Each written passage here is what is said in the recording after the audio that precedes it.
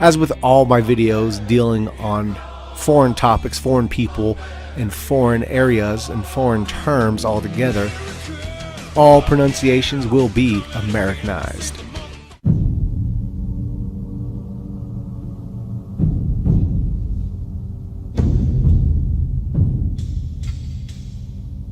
Engelbert Dollfuss was the Austrian chancellor at the time Hitler took power in Germany, and was later assassinated by a coup of supporters of National Socialism and supporters of the idea of a greater Germany, which Dollfuss was resisting in order to have the sovereignty of what he felt of the Austrian people.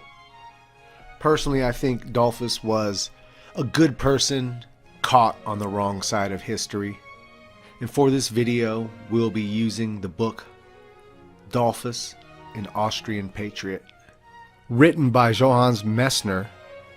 Is a bit biased because Messner was a personal friend of Dollfuss and admirer of him. So this is written from his perspective of the life he lived and knew of Engelbert Dollfuss.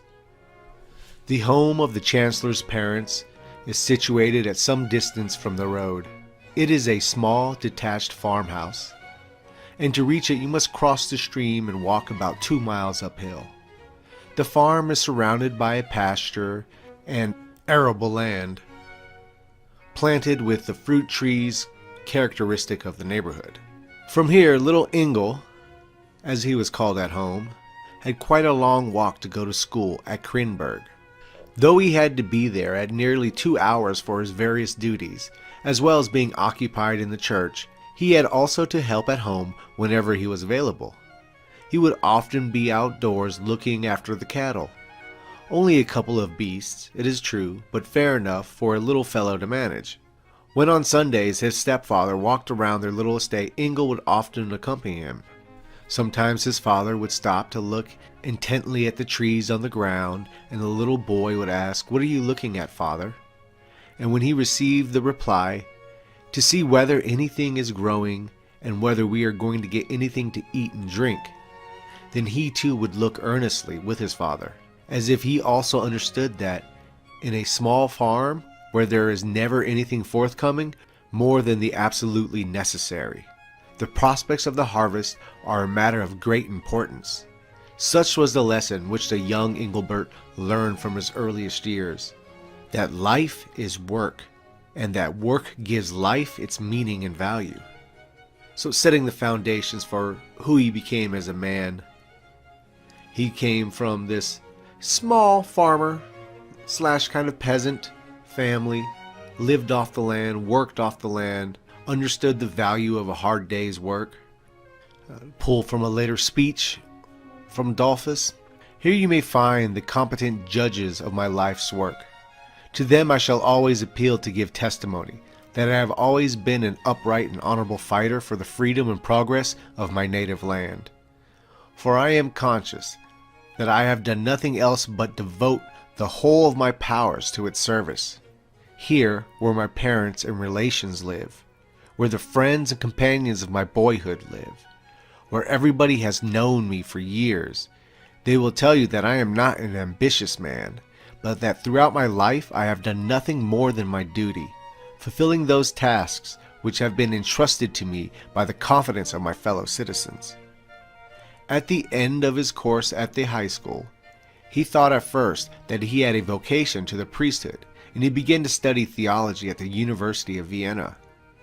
But after a few months he discovered his mistake. Hard though it must have been, both for himself and for his parents, to change his course of studies, we know now that Providence had chosen him for a great work which as a priest he could never have accomplished. At the beginning of the year 1912, he devoted himself to the study of law, earning a livelihood in the meantime by giving lessons, and even then having often to accept his meals from strangers. He enrolled himself in the Students' Socialist Movements, an association of students who devoted much of their free time to social and charitable work among the workers. In the summer in which the war broke out, he was at Vienna, the guest of a family who gladly welcomed the earnest, modest and happy-tempered student to spend his holiday with them. In an hour so fateful for his country, he could not stand aside. He must go to the front, but he was rejected by the inspection officers as being 2 centimeters below the minimum stature required. Only for a moment was he at loss. It was characteristic of him that he never allowed himself to be turned from any purpose on which he had set his mind, however great the difficulties in the way might be.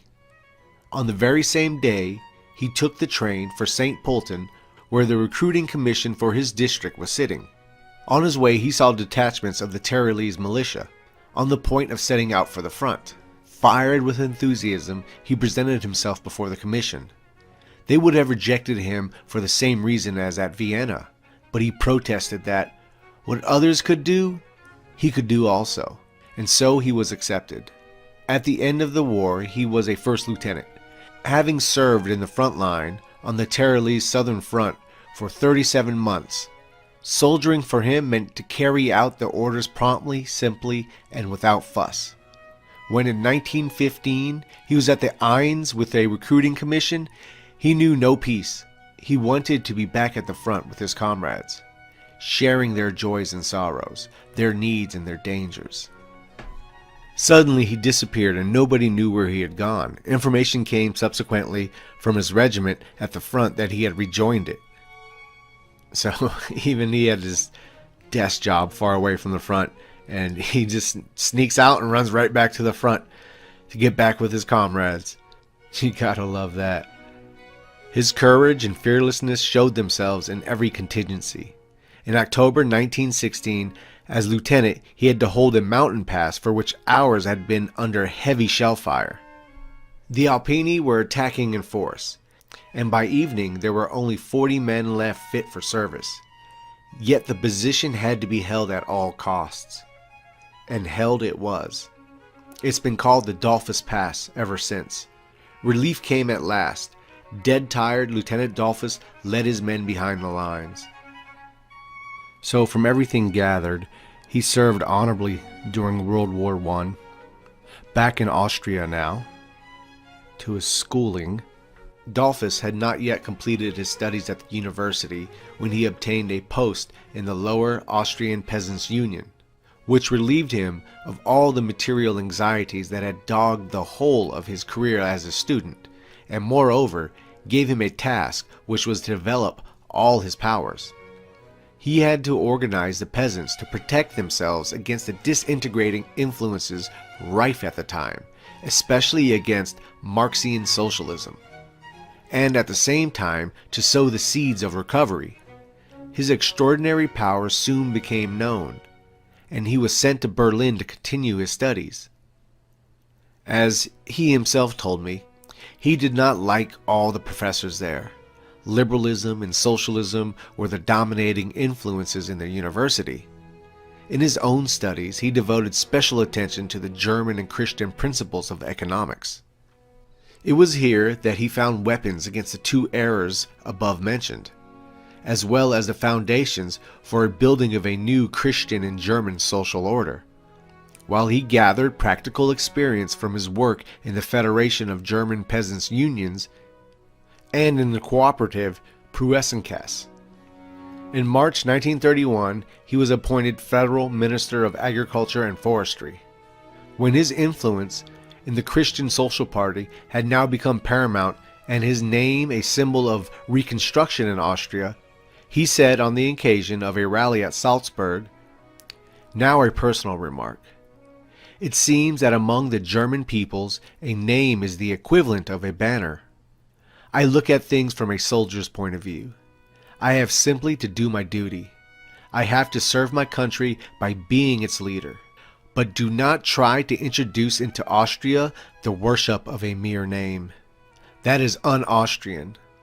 Sometimes I know it may be necessary, but you will please me best if you will regard me simply as a fellow worker, who wants nothing else but to devote the whole of his energies to the service of the party, and thus to contribute to a happier future for our country." The portrait of the Chancellor would be lacking in one of its essential features if we were not to mention his predilection for the youth of Austria. The thought of the younger generation made him devote all his energies to restoring Austria to its historic greatness. Everything that we do today, he often said, we do ultimately for our young, for whom we want to build up a safer, better home. And to the young themselves he spoke in like manner. I tell you, we have not only our own lives to live, not only the few decades of our own generation, we have also a precious heritage to guard, and we have to ensure that the generation which is to come after us will possess a home of their own. Carry away with you the conviction that all that you will see about you is your home. Be good Austrians, and do your duty in the state or condition in which God has placed you. As for us older ones, in the struggle of these days we are making a common effort for the reconstruction, so that we may be sure that Austrian youth will live in a happy Austria. With the high wartime debt, the high unemployment, and the low prospects of the future held by the people, Dollfuss would eventually get his way into politics. Finally, party government had arrived at the point at which it was evidently incapable of tiding the nation over the extreme peril which threatened it. Indeed, it had become apparent that the party system was itself responsible for a great deal of mischief and was actually leading the country to ruin. On March 6, 1932, the parties moved for the dissolution of Parliament and demanded that a general election, without regard to the fact that during the coming critical weeks of effective government would thus be lacking, and that even the result of the election must exclude the formation of a government able to cope with the existing situation. So essentially the government has to step down, the party in power resigns, and then we go on. Then began deliberations for the formation of a new government, and once more it became manifest that the ideal of democracy had degenerated into parliamentarianism, sacrificed to party interests. Although every day was precious, given the serious economic situation and the imminence of important financial and political decisions, yet the discussions dragged on for 2 weeks, constantly delayed as they were by subterfuges of the various parties which put their own interest above those of the state. A few days after the motion for the dissolution of Parliament had been proposed, Dr. Dollfuss, at the time still Minister of Agriculture, had to address a meeting of peasants. He branded the attempt of the parties to secure the dissolution of Parliament as an irresponsible proceeding. They wanted an election merely for the sake of the party's advantages, which they anticipated from it. He called for a coalition of the parties to form a unity front, as a permanent arrangement to ensure an effective government. On May 10th, Dr. Dollfuss was entrusted with the task of forming a government. Dr. Dollfuss was invited to form a super-party government. Time was pressing.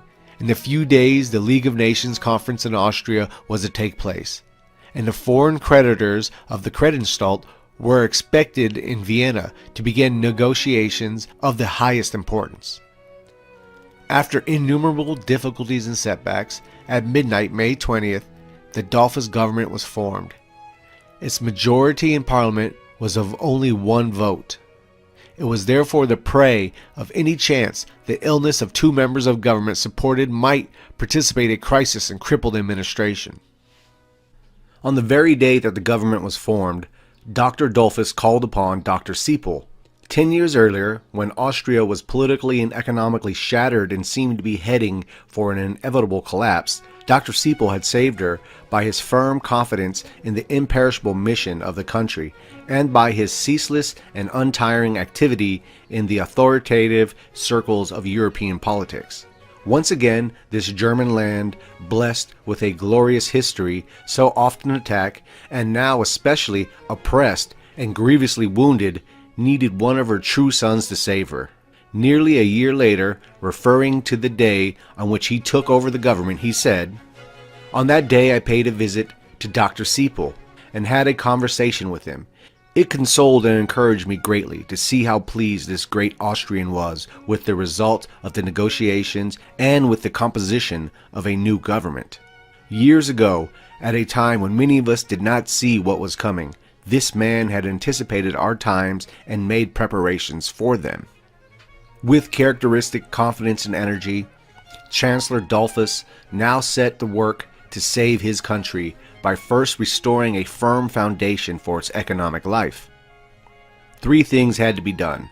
The currency had to be stabilized, the country had to be freed from the oppression of the Credenstalt liabilities, the budget had to be balanced. When all this had been achieved, the conditions would be established for a new confidence in the economic life of Austria and for renewed hope in her future. The Credenstalt question had to be postponed while negotiations were in progress for a loan from the powers. These negotiations had now been transferred from Geneva to Lausanne, where the difficulty was to arouse interest in the subject of Austria, the discussions having centered hitherto upon German reparations. Dr. Dollfuss traveled to Lausanne himself, and he met with complete success. The loan was to be made available shortly, and thus the stabilization of the currency was ensured and the most important condition for the overcoming of the crisis established. So he was doing what he could to survive, and that meant taking a loan from the Western powers. Having labored day and night at Lausanne to achieve this result, Dr. Dollfuss returned home only to experience some of the obstacles which a party government can create for one who has the interest of his country at heart. The Social Democrats and the National Socialists could hardly express forcibly enough their indignation about the loan. The leaders of the former party went so far as to say that the freedom of the nation and the right of the republic to self-determination had been sold for mere pittance. Since the economic life of the country, the railways and the National Bank would now be under foreign control. No less loudly did the National Socialists condemn the government's achievement at Lausanne as treachery. Austria, they said, had been sold to France, and for this they found support in the press of the German Reich.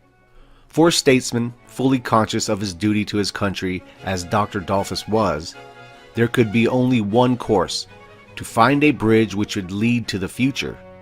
I believe, said the Chancellor, that those who have contributed to saving the German people of the Danube and the Alps from collapse have done good work in the very best national sense of the word. The conditions of the loan were hard indeed, and none found them harder than the Chancellor himself, but only those should have found fault with them who have suggested some other means of saving the country. Thus Dr. Dollfuss returned from his fatiguing experience of negotiating the loan at Lausanne only to take up the fight for it at home, for he had to obtain a majority in Parliament for its ratification. On August 3rd, a motion of censure of the Lausanne Agreement was put to a vote. Dollfuss was able to carry the ratification only by 82 votes to 80, and then only because 2 members of the opposition were absent. In the direst need of the state, which above all things demanded a vigorous and far-sighted policy, the government found itself dependent on a single vote. However the purpose of the Chancellor was achieved, the currency was safe. So Dollfuss is looking for that moment. He's trying to keep Austria alive, and he's willing to take a loan, essentially from wherever he can, to keep Austria thriving. It was something that kept the country alive at the moment, and there were no other solutions on how to do that. So he essentially made a deal with the devil. We go on. After the battle over the loan came another, no less fierce, over the balancing of the budget. The revenues of the national exchequer were so low that it had been found necessary to pay the salaries of the government officials and railway employees by installments. No less than 300 million Austrian shillings were needed to cover the deficit. Here again, the measures adopted by the government to meet the situation were used by the Social Democrats and the National Socialists as a means of fermenting discontent, without, however, any constructive suggestion being put forward as an alternative. By means of a double duty, which was admittedly a heavy burden on industry, and by simultaneous restriction of expenditure, it was found possible at last to make ends meet. The payment of salaries continued to be deferred as before, but they were not reduced.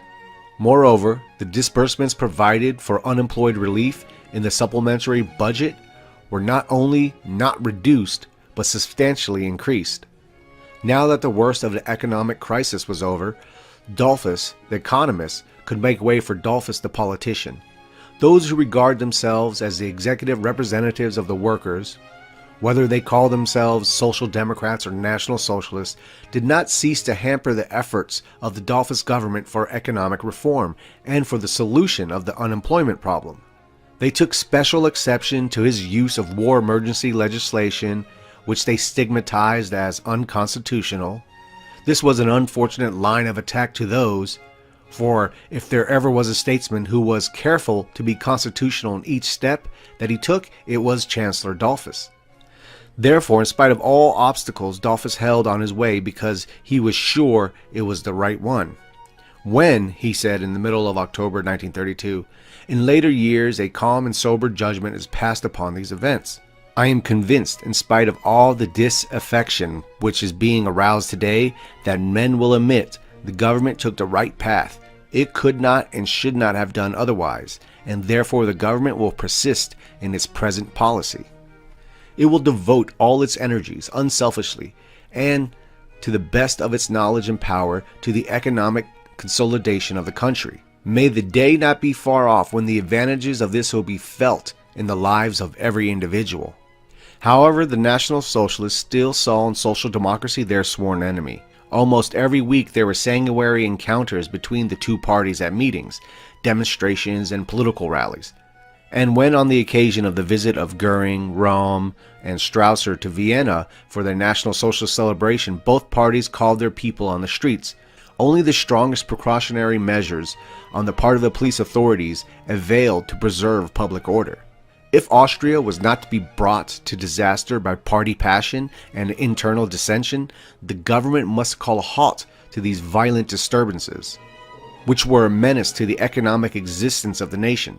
In the middle of October, it issued for the city of Vienna a prohibition of all processes and rallies of Communist, Social Democrats, and National Socialists. So in January 1933, there was the Hurtenburg affair. Some old Austrian war material had arrived from Italian territory to be repaired in the munitions factory at Hurtenburg.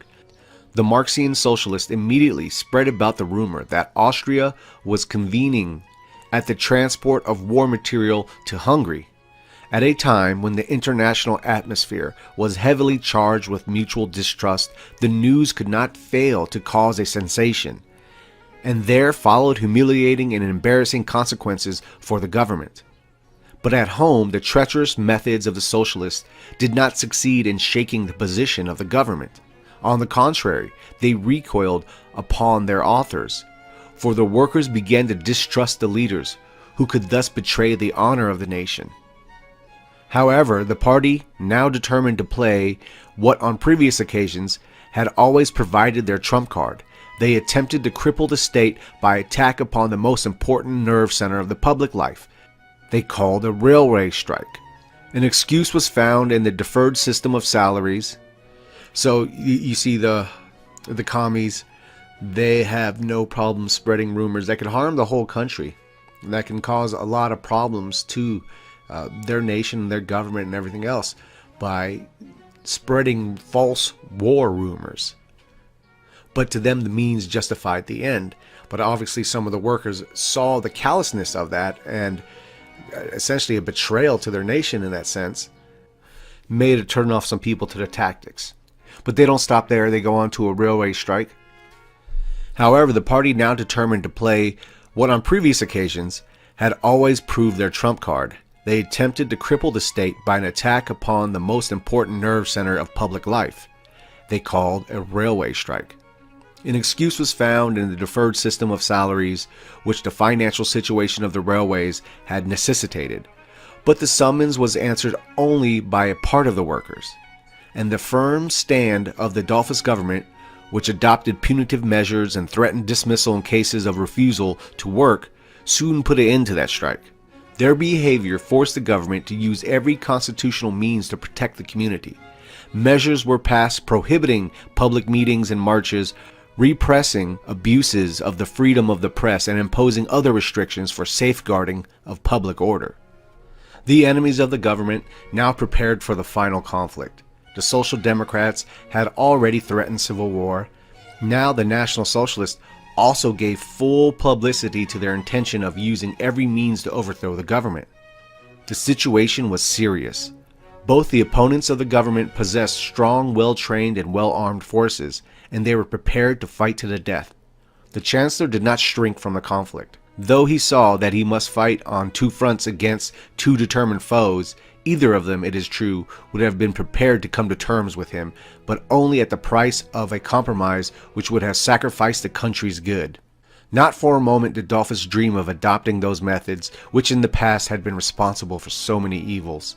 And in fact, the government did not allow itself to be deterred from passing all measures it considered necessary for the situation. State employees were forbidden to take part in party politics or to wear party badges during working hours. In the social insurance institutes, the excessive salaries of the employees, almost exclusively Marxian socialists, were reduced to the level of those of state officials. Placards of socialist propaganda were subjected to previous censorship. Then, following the prohibition of political strikes or of any strike in government departments, important schemes such as road building and the provision of faculties for tourists were put in the hand for the relief of the unemployment.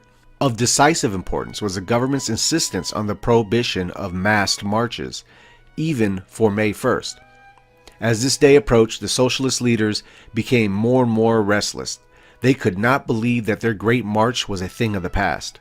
The police gave warning against any attempt at public demonstrations and, supported by detachments of the Federal Army, barred the approaches to the center of the city. The day, both in Vienna and in the provinces, passed in almost complete calm. So shutting down their Workers' Day protests and marches.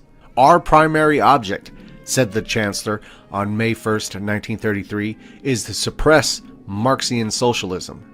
He could not bring himself to believe that the National Socialists would persist in their opposition to the government, when they saw how determined it was to crush Marxian socialism and to reform the state according to the Christian and German ideal. He could not yet have even dreamed that a serious rift was in prospect in the relations between Austria and Germany, when he said publicly that our endeavor in foreign policy is to live in friendship with all nations, and especially with the German Reich. Yet no sooner had he made this gesture of friendship than there came an unequivocal reply from across the frontier. The Austrian government, having been compelled, in view of recent excesses, to an issue of universal prohibition of party uniforms.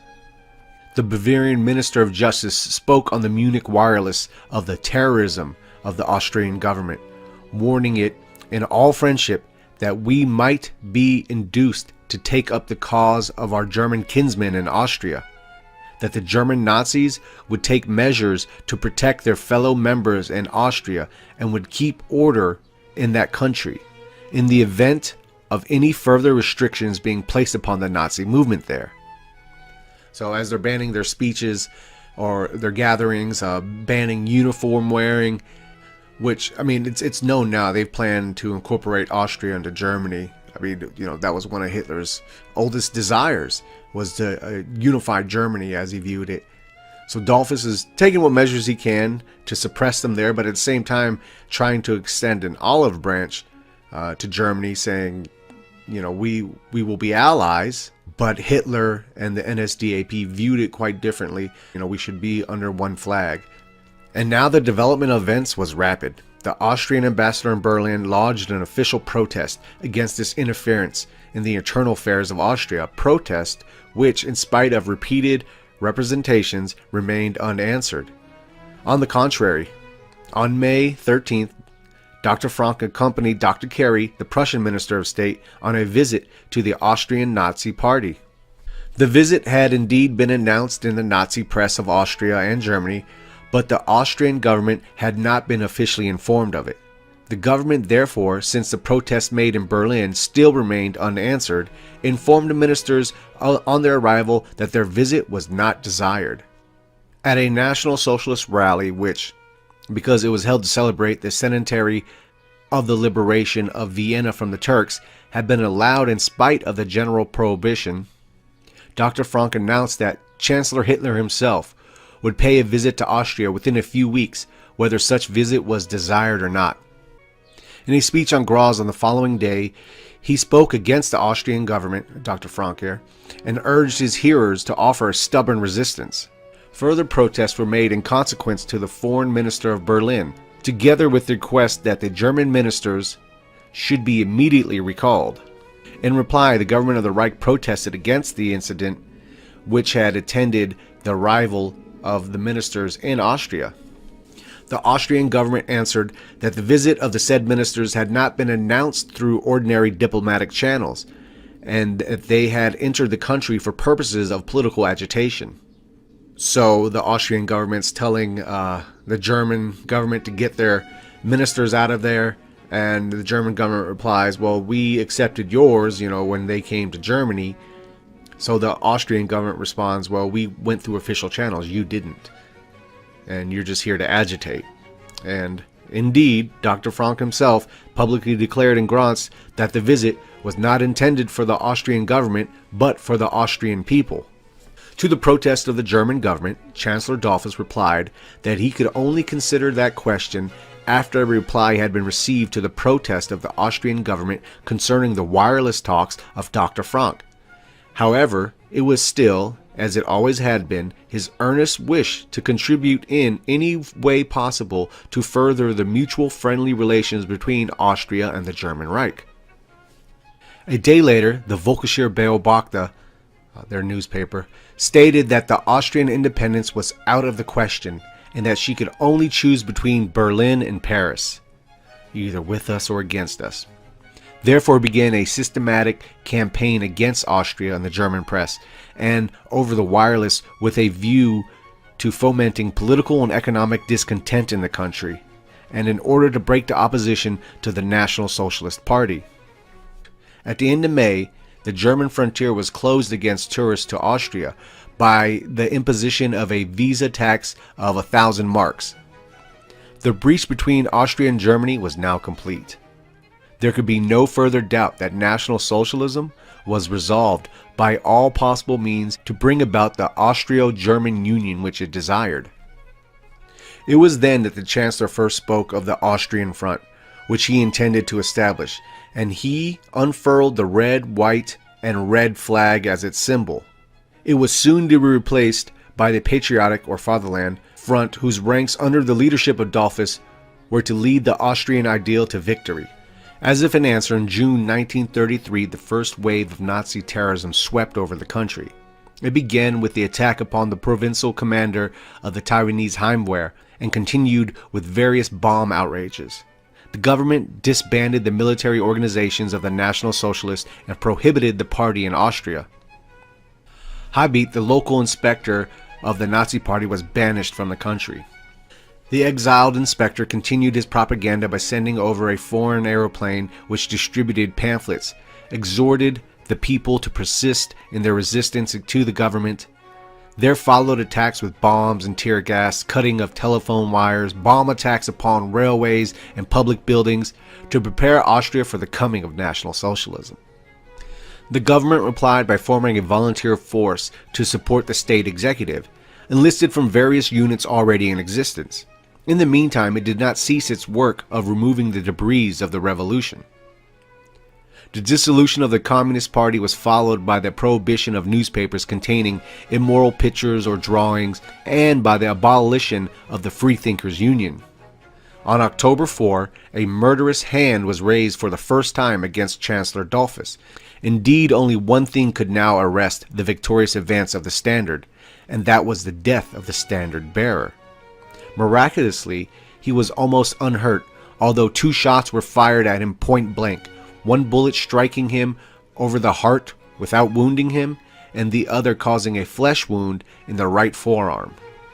But there was one who never lost confidence, the Chancellor himself. Even though he saw that the decisive conflict on both fronts was imminent, not only was National Socialism constantly resorting to methods of violence, the Marxian Socialists too had now quite openly declared for an armed revolution. Their control of taxation in Vienna had indeed been taken from them in November, and in December the labor chambers had been liberated from their ascendancy. But they still regarded themselves as paramount in Vienna municipality and claimed the first voice in the Vienna Diet. To them too, Chancellor Dollfuss made overtures of peace on January 18. He appealed to the leaders of labor to cooperate with him in the reconstruction of Austria, which could now, he said, go forward if they would only recognize the principles laid down by him. The answer of the Marxian leaders was a definite refusal. So we could see Dollfuss is caught between a rock and a hard place here, dealing with the Social Democrats / commies on one side and the National Socialists on the other side. His assassination attempt was by a 22-year-old National Socialist who was kicked out of the military for his National Socialist views, and the shots fired, as he stated, one injured him and the other above his heart ricocheted off of a button on his coat, thus saving his life. Since it was clear that the Social Democrats were determined to stake all upon one card and attempt an armed revolution, as they had repeatedly threatened to do, the government decided to deprive the party of the formidable array of armaments which it was known to possess. The confiscation of a munitions depot of the Social Democrat Schutzbund at Linz was a signal for the revolt of February 12th in Vienna and several industrial centers. In a few days it had failed. Madness and blindness had brought about a civil war, which demanded heavy sacrifices on both sides. The Chancellor suffered sorely during those days, which were the bitterest of his life, and he was no less sorry for the misguided enemies of the fatherland than for its heroic defenders. Of the 241 casualties, there were as many on the side of the government troops as on the side of the insurgents. The behavior of the government in connection with the February revolt is, unfortunately, without parallel in history. No room was left for doubt that the ringleaders would be punished with the utmost rigor of the law, but the rank and file of the Republican Schutzbund were promised an amnesty if they would lay down their arms. Immediately after the suppression of the rising, the Chancellor declared that there were to be no reprisals upon men who, for the most part, had been led astray by conscienceless leaders and by unceasing propaganda. Full pardon was offered to all who were ready to join the new movement, and this in spite of extreme danger into which the state has been brought by the revolution. So they suppressed the revolt, and while dealing justice to the ringleaders of the attempt at the Civil War, Dollfuss showed great leniency to the rank and file worker who he felt were largely just misguided people. So, and meanwhile, within the same time, you have the Marxists trying to have an armed revolution. Then you're also having the National Socialists on the other side using terror tactics, bombings and whatnot, to tear away at the government. Let's look a little bit now into the government and see some of the policies and mentalities that guided Chancellor Dollfuss. The new constitution was promulgated on May 1st, 1934. Its legitimate continuity with the former constitution was established by the necessary degree of the National Diet. The Chancellor could therefore claim that the Christian German federal state of Austria was more constitutional than most others, and certainly more so than any of its immediate predecessors. But in his wireless address on the new constitution, he was able to point to the more important fact that the overwhelming majority of the nation had unmistakably manifested its will. Far more important than the formal decree is the fact that today, in the 4,000 communes of Austria, the population is gathered together to celebrate Constitution Day. This is the first and vital sanction of the Constitution by the patriotic population of Austria. An overwhelming majority of the Austrian people have thus given proof of their loyalty to the new Austria. From that great and unforgettable rally of the Patriotic Front last year to the rallies of the peasants in recent months all over Austria, even in the tiniest village, marked by a unanimity such as this country has never yet experienced. All these demonstrations have been the final sanction of the act of reconstruction, the irrefragable expression of the inflexible will of the Austrian people, which the government has to serve. The new Austria is in the being, cried the Chancellor on Constitution Day. As he spoke, one could hear in his tone that invincible confidence in Austria's mission, which had enabled him to rally the nation to his banner. His humble trust in the mighty hand of God, who must build the house if the builders are not to labor in vain. His gratitude to divine providence, which has so clearly guided his path. First, he had to fight for the economic existence of his people. He succeeded and was soon able to establish the economic life and finances of his country upon a sound basis. With a government depending upon a majority of one vote, he had to rule the country. He maintained his position until he was strong enough to take the course which was indicated no longer by party compromises but by the needs of the state. Parliament constitutionally eliminated itself and left the way open for him to begin the work of reconstruction on the foundations already laid. Fighting a heavy battle on two fronts, he was able to stand fast until he had mobilized the nation, rallied them to an Austrian consciousness, and established the Patriotic Front. Marxian socialism in Austria was fully conscious that it could only gain permanent predominance in Austria if it succeeded in obliterating the two essential features of the Austrian character: patriotism and fidelity to tradition.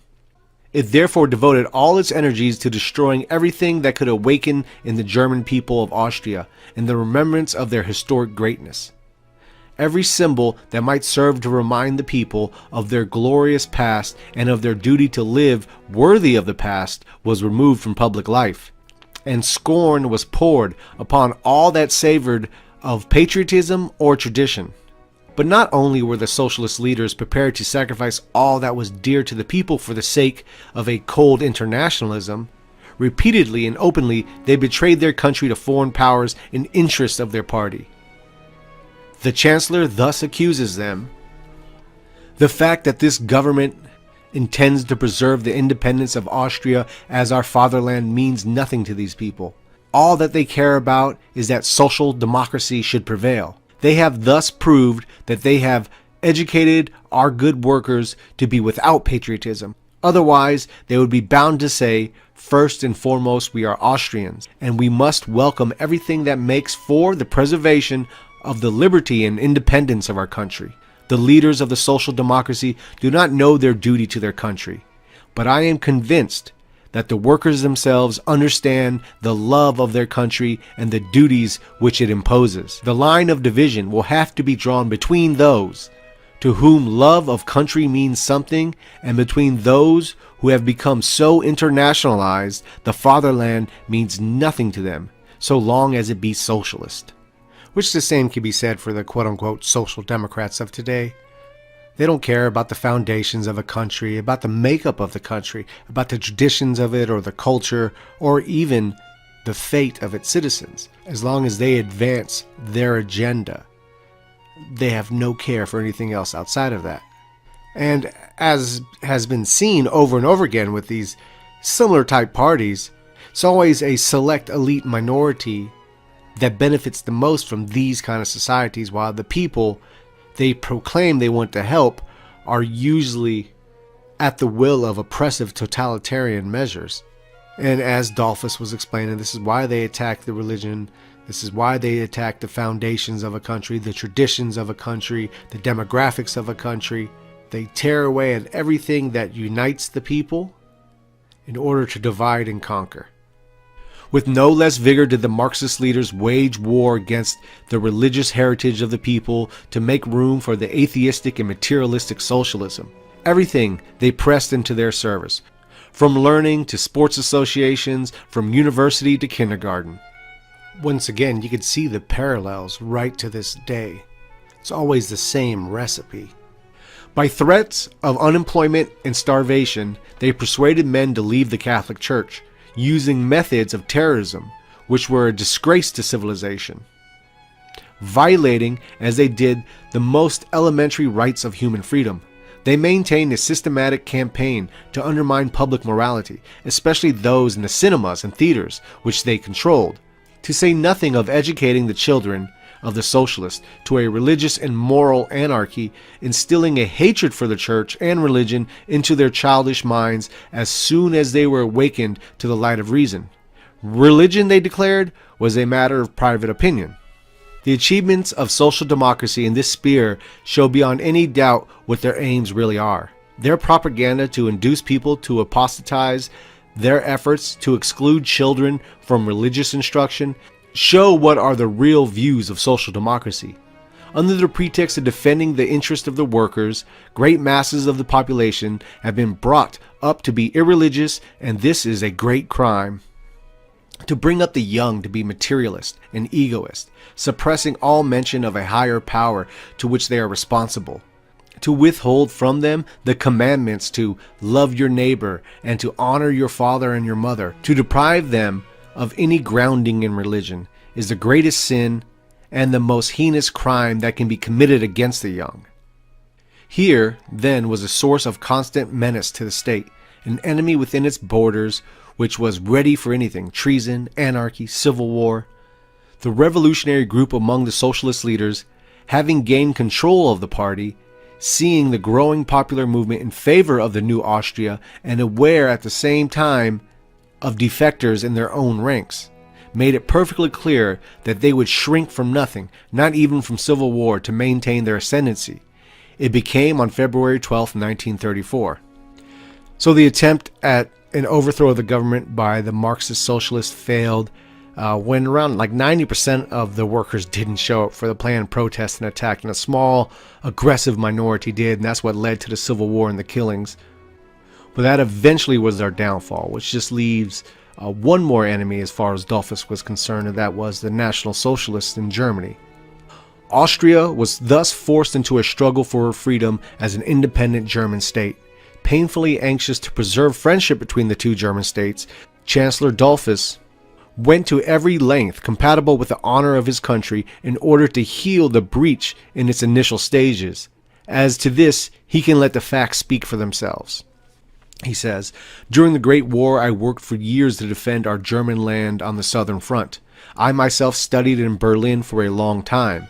I have worked in all those organizations whose aim is to cement the relations between Austria and Germany. You may believe me when I say that it is my earnest endeavor to do all I can to live in real friendship with the German Reich. In Austria, now there is the same government as there was a year ago. In the German Reich, the government has changed. But I have always repeatedly declared, even at a time when misunderstanding had already arisen, that I am ready to do anything in my power to maintain full and complete friendship with the German Reich. I have never had an answer to my protestations.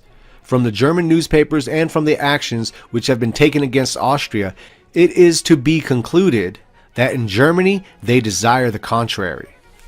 Readiness for friendship cannot go beyond limits set by one's self-respect and one's own honor. Even little Austria and its representatives cannot take any action which is against the honor of our country." The change in the relations between the two German states affected him the more deeply inasmuch as he had always been an advocate of the idea of a greater Germany, in the sense of the closest collaboration between the two German sister nations, in all that concerned intellectual, political, and economic life. He recalled this in May 1933, after the violent attack of the Nazi students upon the Catholic students of the Patriotic Party, and added, "My views have not changed one bit since those days. It is with great pain that I have to declare it. We are fully conscious of the common destiny which unites us to the Reich, but we are convinced that the German question is not to be solved by adding a couple thousand square kilometers to the area of the German Reich. Austria has always had her own special mission.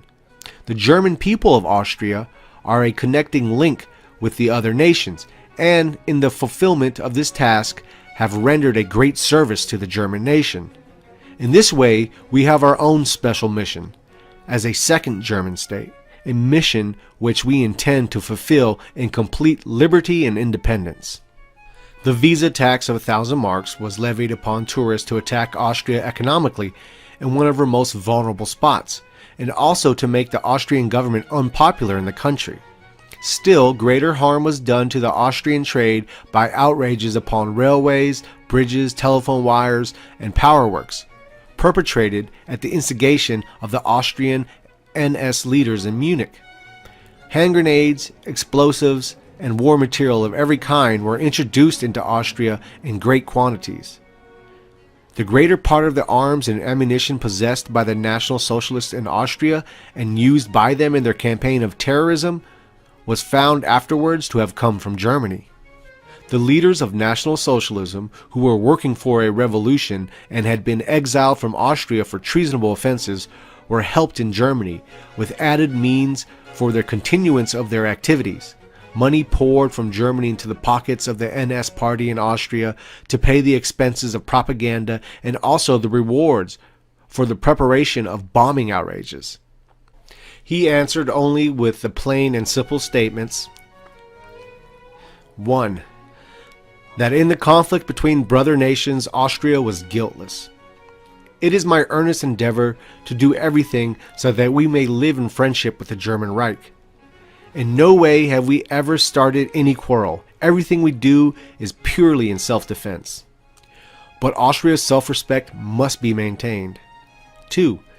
That Austria was never the offending party, but always remained upon the defensive. Throughout the world we have tried to make friends. And I declare that many people cannot understand why we do not take stronger measures in this conflict, which has been forced upon us by a party outside our frontiers. I can say only one thing: we have always been conscious of being Germans.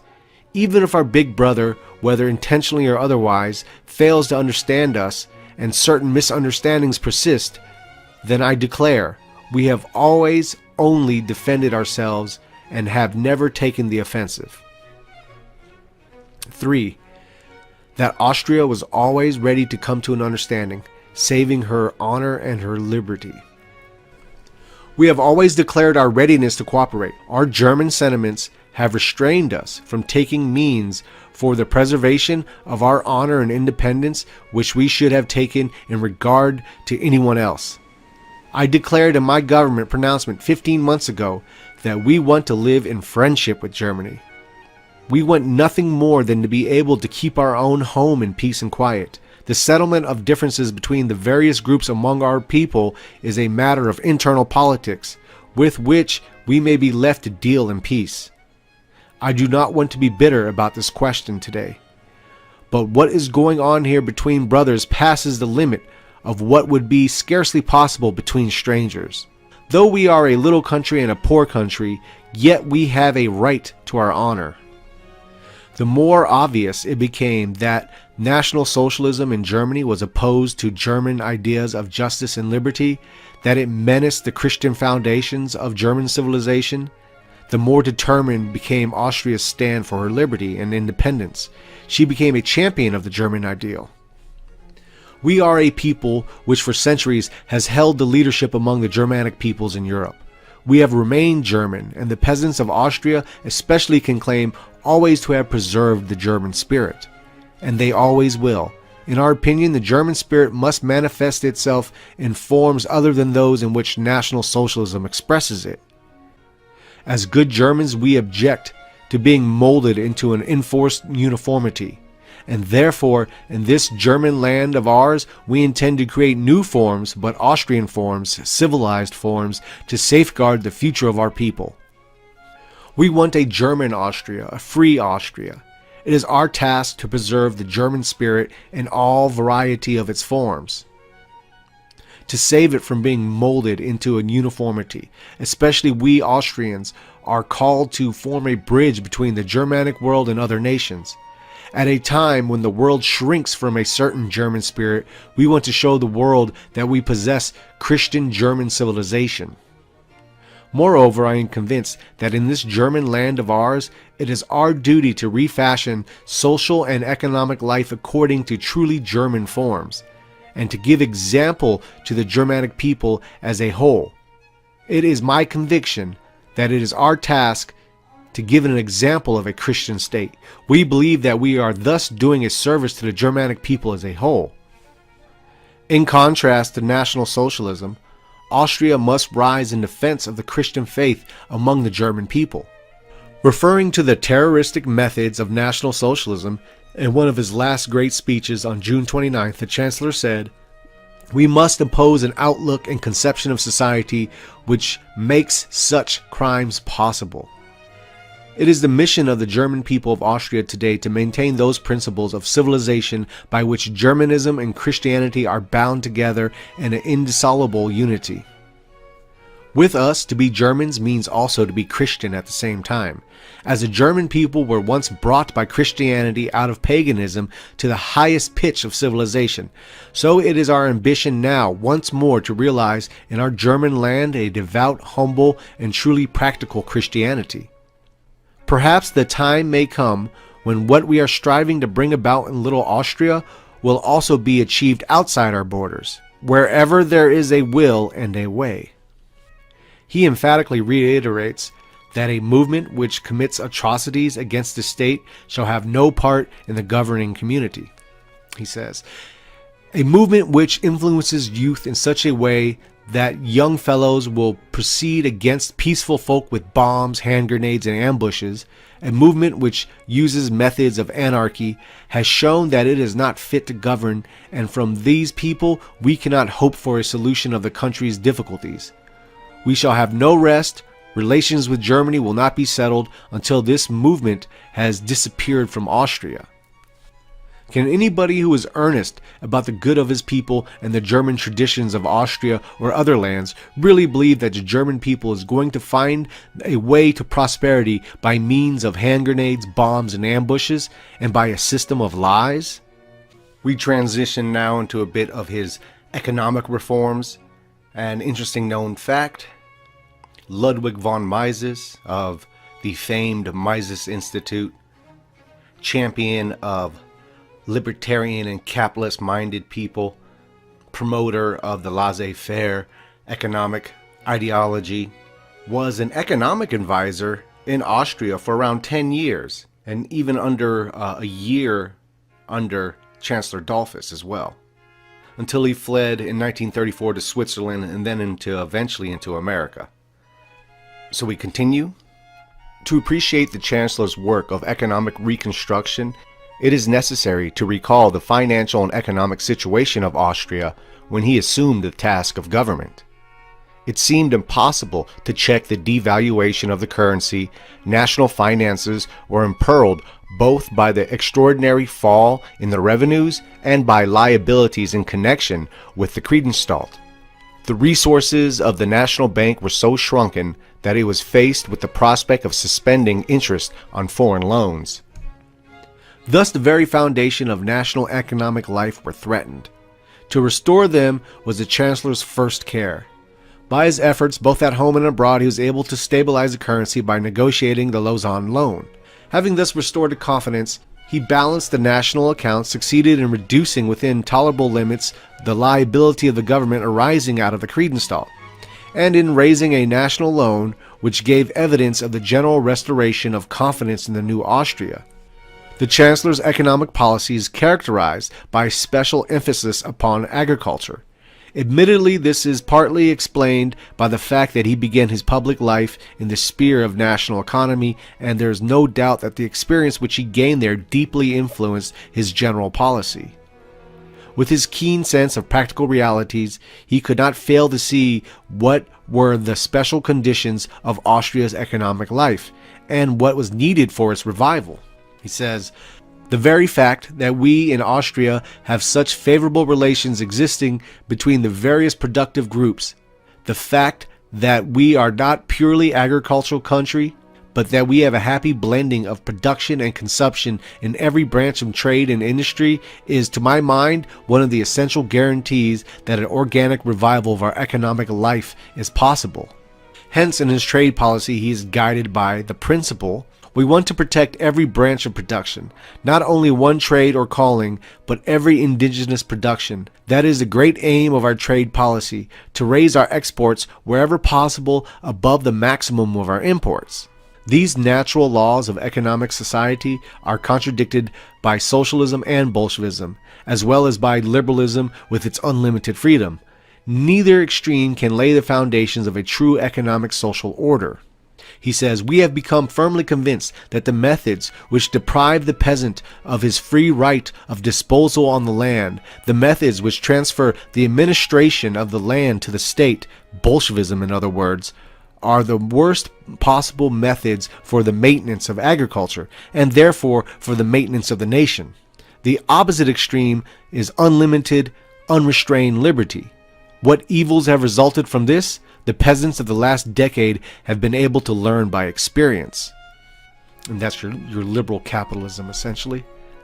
The true economic system required by the natural laws of human society is that which is founded upon a just correlation of the liberty of individuals and the rights of the community. It is our task to find the best way possible to safeguard the freedom and independence of the individual, and on the other hand, to prevent the abuses of unbridled liberty, in order to render possible a solid and consolidated development. The guild conception is the foundation of those organizations which the peasantry, with its innate instinct for the natural laws of life, formed for their own protection under the stress of the want and misery which had resulted from the unrestrained freedom of liberalism. Thus, in spite of ourselves, we have been led to organize. It was the needs of the time, the needs of an age dominated by unrestricted economic liberty, that gave birth to our guild system, which has supported us in good times as well as in bad.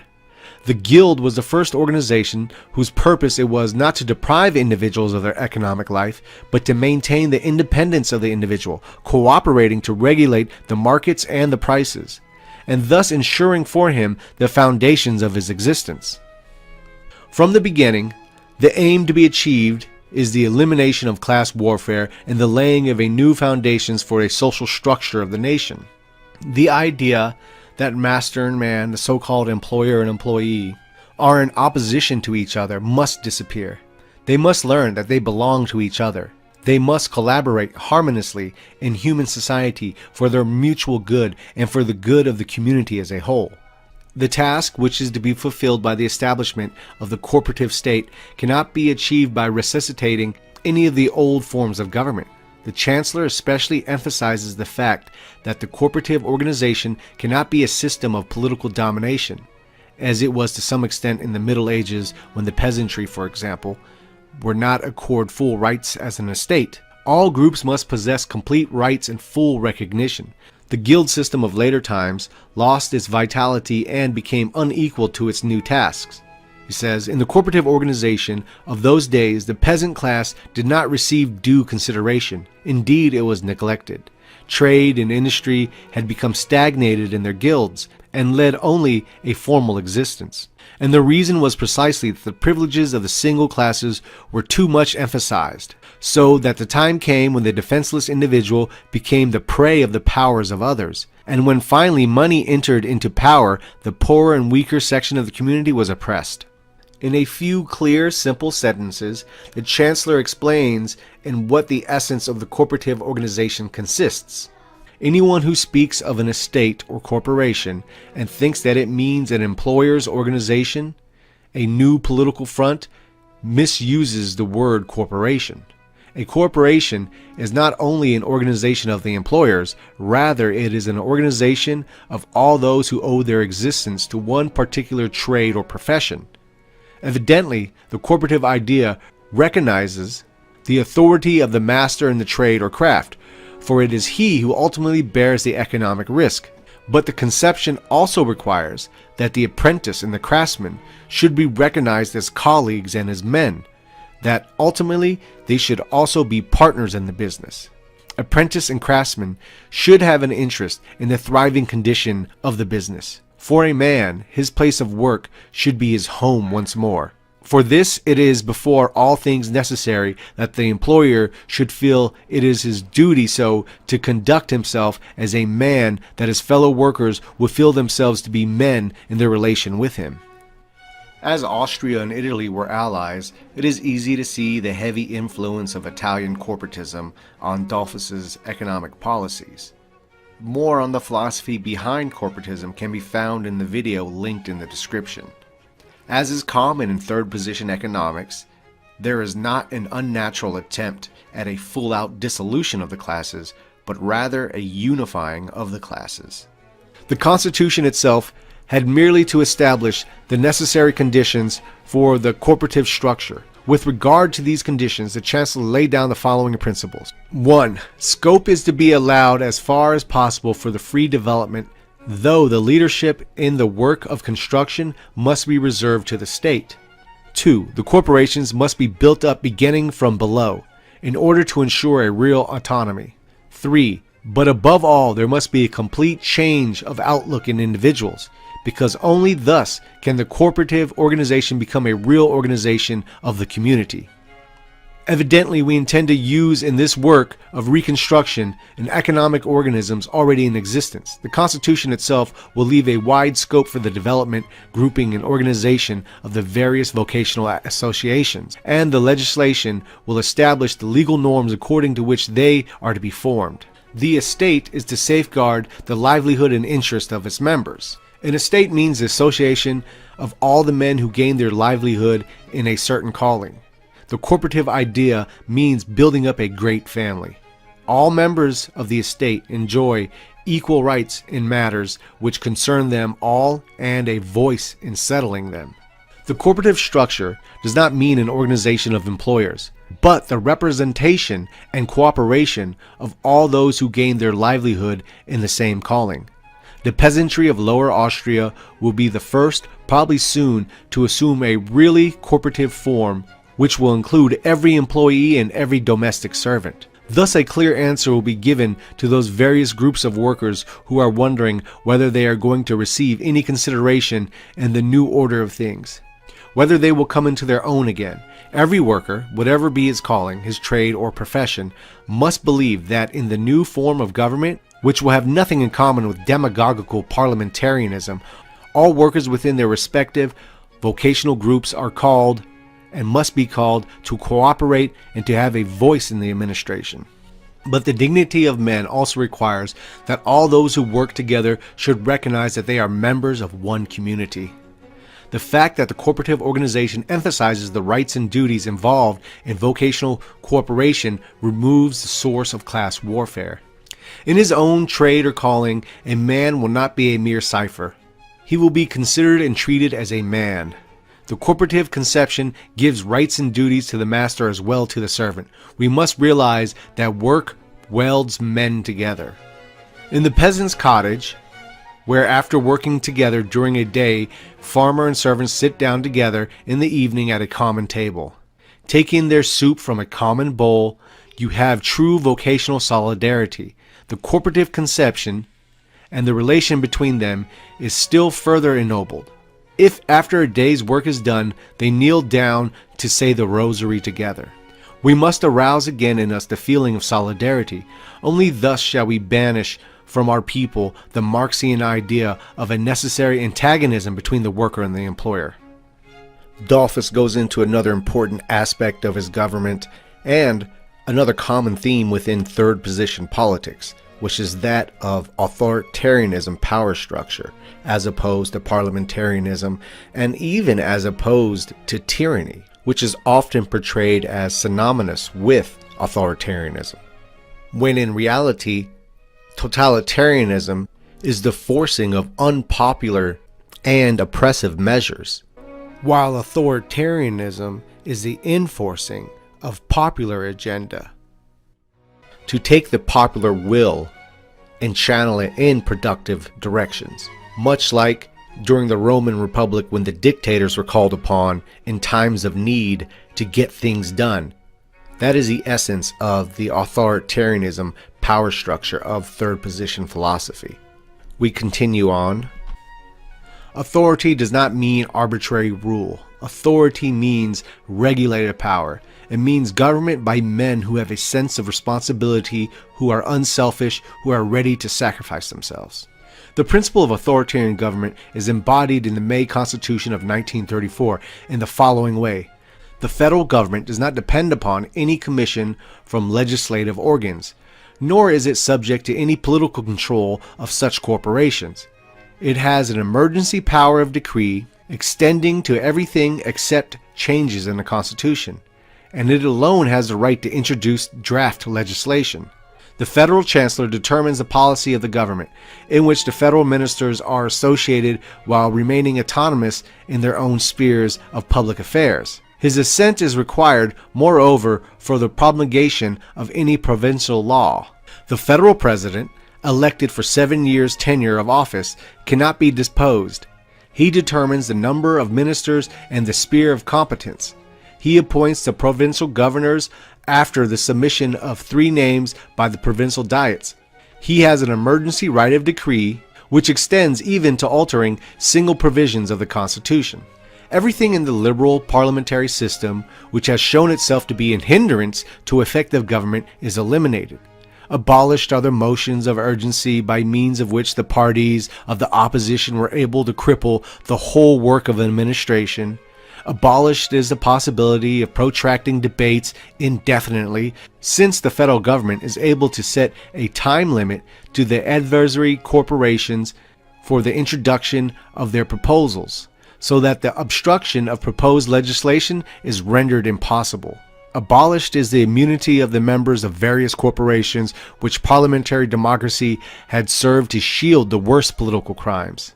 Abolished, finally, is the immunity of members of the legislative corporations, since strict regulations are enforced in the case of any crime committed during a session of the same, resulting even in the loss of membership.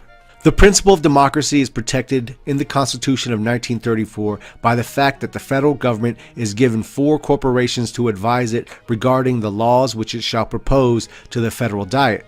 Those 4 advisory corporations are the State Council. It shall number 40 or 50 members, that shall consist of men who may be expected to have the right understanding of all needs of state. They will be chosen by the federal president. 2. The Federal Council of Intellect. It consists of 30 or 40 members, representing the clergy and religious societies, schools and educational establishments, learning and art. 3. The Federal Economic Council. It consists of 70 or 80 representatives of the economic estates or professional corporations. The chief departments will be represented by special groups as follows: agriculture and forestry, mining and industry, trade and commerce, finance and credit, free professions, public services. 4. The Provincial Council. To this, every province and also the city of Vienna sends 2 representatives, namely the provincial governor and his finance member. The legislative organ is the federal diet. It is constituted by 20 representatives of the State Council, 10 of the Federal Council of Intellect, 20 of the Federal Economic Council, and 9 of the Provincial Council. The Federal Diet has the right to approve or reject measures of legislation without amendment. It has, moreover, the power to call the federal government to account before the Federal Court of Justice. And finally, it has the right to clarify the constitutional character or otherwise of the decrees issued by the federal government in virtue of its emergency power of decree. In the case of such a decree being unconstitutional, it has the power to nullify it, and thus prevent any abuse of the said emergency power. The federal diet may be summoned by its president at any time for this purpose. The same right of certifying in respect of emergency decrees belongs to the Federal Court of Justice. Provision is also made for a public referendum, by the result of which the government is bound. Appeal may be made to the people if a bill legislation is rejected by the federal diet. The democratic principle appears also in the fact that, although the members of the second and third of the above councils are temporarily nominated by the government, provision is made in the Constitution for their election through the various corporations. The whole nation elects the federal president through its boroughmasters, the governors of the autonomous provinces of Austria. The boroughmasters choose from 3 nominees presented by the Federal Assembly, which is itself composed of members drawn from the four advisory corporations. The principle of democracy is especially shown in the extended autonomy of the estates, essential to the corporative system. Evidently, the Constitution of 1934 protects all those liberties which are essential to every free state. The equality of all citizens in the eyes of the law, without distinction of birth, condition, or class, public office, it is open to patriotic citizens. The freedom of the individual, the secrecy of correspondence and telephonic intercourse, the rights of citizens to form associations within the limits set by the law, the right to address claims or complaints to the proper quarter, the right of every citizen, within the limits set by the law, to give outward expression to his opinion by word or in writing, print or picture, in other words, the freedom of the press. Finally, the freedom of science and learning, so far as the duties of public office are not infringed. Moreover, the Constitution guards freedom of conscience and of liberty of private and public religious practices, so far as they are not in conflict with the public order or with good morals. Finally, it provides for independence of judges in the exercise of their office. It remains still to indicate how provision is made for the maintenance of the regime. The State Council is of the highest importance in this connection. Composed of men of the highest character, far-sighted statesmanship, and public reputation, this body ensures a sound conservatism in policy as well as in organic development in the life of the nation. Moreover, the Patriotic Front provides an association of men imbued with the Austrian idea, and a select body of leading politicians indispensable for a state if it is to grow to its full stature and perfection. The new state showed that employers who sought to evade their responsibilities would be compelled to fulfill them whether they wanted to or not. The corporative state will eliminate that form of capitalism which makes the interest of capital and labor irreconcilable. He says, I, like the honest man who, free from Marxian ideas and prejudices, shows himself ready to cooperate in the reconstruction of Austria, in which the worker would no longer have to waste his energies in class warfare, since in the corporative state his relation to his employer is fundamentally changed, and capitalism is divested of its essential character. The whole work of Chancellor Dollfuss is based upon the idea of a spiritual revival in the people. He says, it is not the power or riches that'll make for the happiness of nations, but interior peace, agreement, and harmony among individuals. For this we do not need empty piety, but we do intend to be upright, honorable, and resolute men. We do intend to become better and nobler men in accordance with Christian principles, and to behave as such in regard to our fellows. Three major defining factors of what is called Austro-fascism was, as Dollfuss explained, the corporatist economic model, dividing industry into guild systems of representation, and the corporatist government model, where something similar as guilds is applied to the governmental creation and function, having both representation and meritocracy represented, and more importantly, having accountability. And lastly, as Dollfuss will go on to explain, Germanic Christian spirituality was a core component of Austrian third position politics, as spiritualism, in whatever form, tends to always be an important component of fascist organizations, wherever they may sprout. The religious and moral revival must permeate every sphere of human life. He says, since it is our earnest endeavor today to reform this country of ours, not only constitutionally, but essentially, let us say, to reform the very soul of the nation, it is evident that the foundation for such reconstruction must be the faith. And our faith must not be mere sentiment affair. If a man is a particular Catholic and resolved to live according to Catholic principles, then that Catholic life must manifest itself outwardly and in public action. And now into a little quick run through of how to apply that Christian ethos he's talking about to the material aspects of life. The family. Hence arises a hard duty, but a duty which is fine and manly, a duty which brings peace and freedom, that of effective and constructive activity in regard to ourselves and in regard to those around us, especially in the family circle, We must make it our endeavor to become better men. We Catholic Christians have to reform life in Austria this way.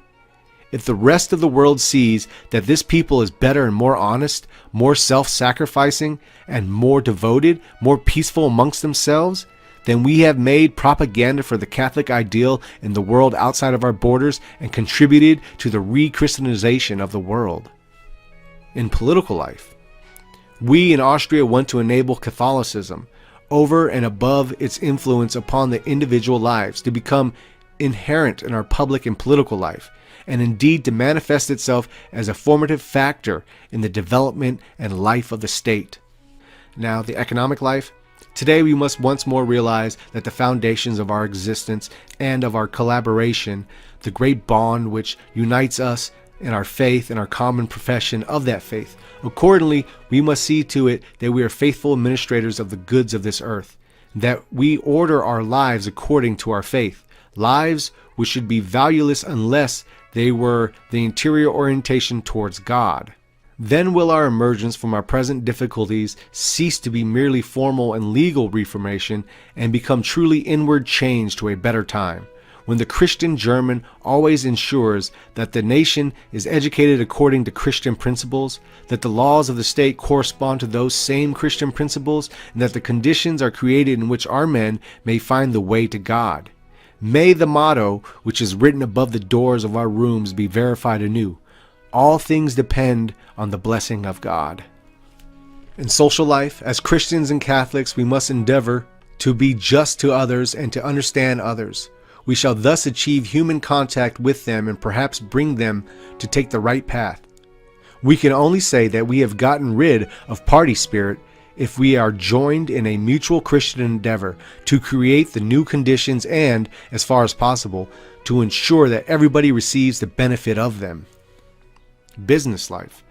But again, I repeat emphatically, we must not think that the problem reform is solved by formal changes in the paragraphs of the Constitution. We must realize that everything depends on whether we can succeed in making the vocational idea a practical reality and make sense of the mutual solidarity and mutual justice a living thing. And we'll finish with the assassination of Chancellor Dollfuss by Austrian National Socialists in an attempted coup. Although Dollfuss was murdered, the coup failed, but a little more than 4 years later, Hitler would annex Austria, with much fanfare from the Austrians. But that is not to say 4 years prior, the country was not heartbroken over the murder of Chancellor Dollfuss. So we go on to the finality of Dollfuss's life, coming about on the second attempt on his life. It is established that the objective of the Nazi raid upon the Chancellery was to capture all the members of the government, to force them to resign and to murder the Chancellor. The insurgents reckoned on the impression which the fall of the leader would make upon his colleagues in the government. Those who had issued the order to murder the Chancellor were well aware that so long as Dollfuss lived, no government formed by the National Socialists could have succeeded. Hence the order to eliminate him at all costs. In this part of their plan they were successful. But in calculating the effect of his death upon the nation, they had failed to appreciate what he meant to his people. They succeeded in murdering him only because in his heroic indifference to danger, he had refused to take any special precautions for the protections of his person. But for the protection of the fatherland, he had not neglected to take measures. He had ensured an effective government, and by mobilizing the federal army, he had facilitated the speedy restoration of peace and order. However, the moment had been chosen so carefully that the inevitable would have happened in any case, and the coup would have been possible even without the many circumstances which facilitated it. Since no augmented guard has been provided, the insurgents, disguised in false uniforms and making their way suddenly into the Chancellery, may easily have been mistaken at first for a reinforcement. It was thus a simple matter for them to overpower the guards, who were at the very moment being relieved, and then without further opposition to take possession of the whole building. The insurgents were already charging up the staircase to the Chancellor's office before he thought of making for a place of safety. As the Chancellor was passing through the corner room between his office on his way to the Congress Hall, one of the insurgents who had burst through the passage into this corner room fired at him twice point blank. Not a word had been spoken. The Chancellor raised his hands to his head as to protect himself and then sank to the ground. He must have felt immediately that he could not rise. "Help!" he cried twice, feebly. He lay on his back, mortally wounded. The insurgents paid no heed, leaving him there. They thrust the last witness out of the room.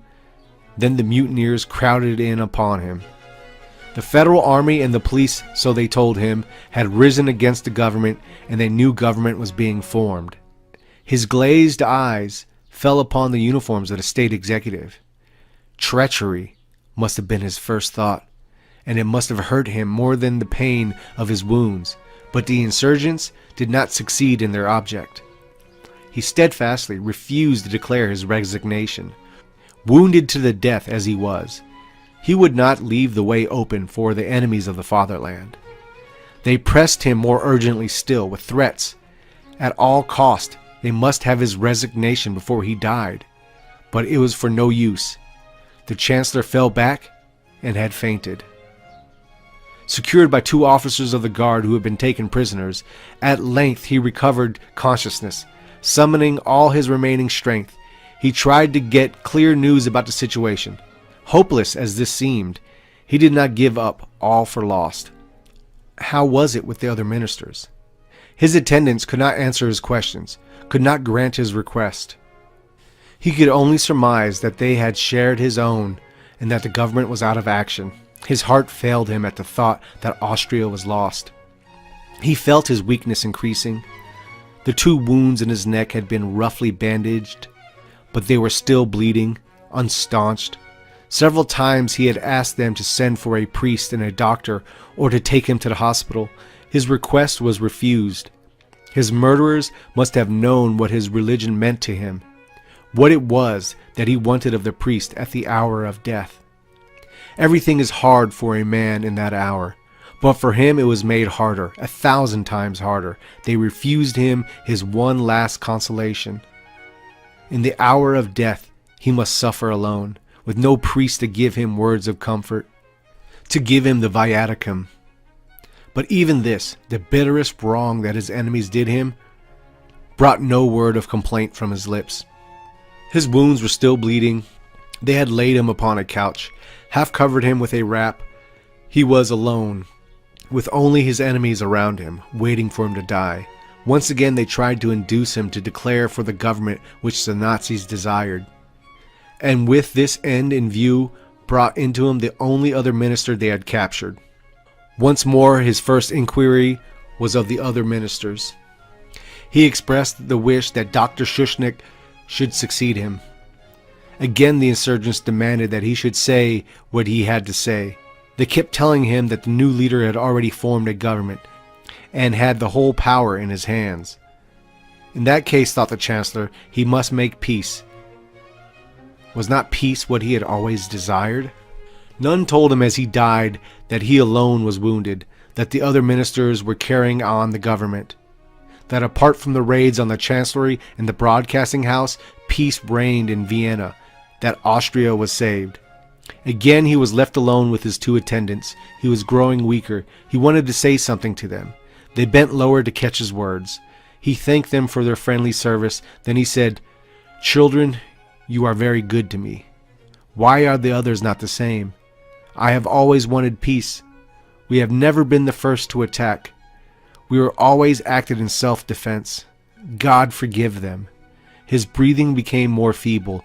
Again he sent messages to his wife and children. About 4 o'clock he died. Jointly with his people, he had once made the solemn promise, "We are ready to defend our country with the last drop of our blood." He had kept his promise to the letter. And that completes the life and times of an Austrian patriot,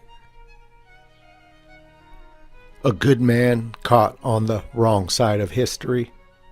With the 89-man coup failing, the ringleader and the actual person that shot Dollfuss were executed by hanging. Suggested reading is Dollfuss, an Austrian Patriot by Johannes Messner.